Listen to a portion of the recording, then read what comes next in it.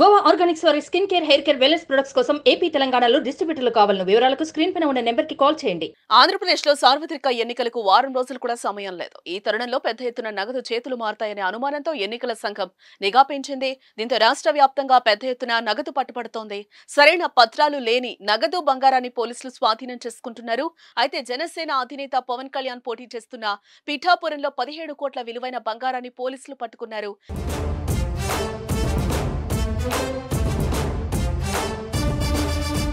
బంగారానికి సరైన బిల్లులు కానీ, తీసుకుని వెళ్తున్న వ్యక్తుల వివరాలు కానీ సరిగా లేకపోవడంతో పాటు దానిని అక్రమంగా తరలిస్తున్న వాహనాన్ని పోలీసు అధికారులు పట్టుకున్నారు. ఫుల్ డీటెయిల్స్ లోకి వెళ్తే శుక్రవారం రాత్రి పిఠాపురం నియోజకవర్గంలోని గొల్లప్రోలు టోల్ ప్లాజా వద్ద పోలీసుల బృందం తనిఖీలు చేపట్టింది. ఆ సమయంలో విశాఖ నుంచి కాకినాడ వెళ్తున్న సీక్వెల్ లాజిస్టిక్ ప్రైవేట్ లిమిటెడ్ సంస్థకు చెందిన వాహనం అనుమానాస్పదంగా కనిపించింది. వెంటనే వాహనాన్ని ఆపి తనిఖీలు చేపట్టారు. అందులో బంగారం, వెండి వస్తువులు ఉన్నట్లుగా అధికారులు గుర్తించారు. ఈ బంగారానికి సరైన కాగితాలు కానీ, తరలించే వ్యక్తుల పేర్లు కానీ సరిగా లేకపోవడంతో అధికారులు బంగారంతో పాటు వాహనాన్ని కూడా సీజ్ చేసి కాకినాడ జిల్లా ఖజానా కార్యాలయానికి తరలించారు.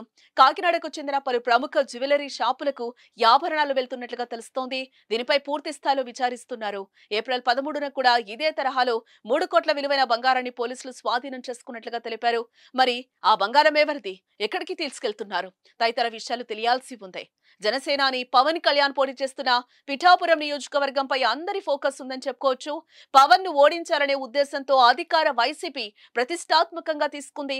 ఈ క్రమంలోనే కాకినాడ ఎంపీ వంగ గీత పిఠాపురం ఎమ్మెల్యే అభ్యర్థిగా ఉన్నారు. ఇంతటి ప్రాధాన్యం సంతరించుకున్న పిఠాపురంలో ఏ చిన్న విషయం జరిగినా కూడా హాట్ టాపిక్ గా మారుతోంది. ఇప్పుడు దొరికిన 17 కోట్ల బంగారంపై కూడా విస్తృత ప్రచారం అయితే జరుగుతోంది.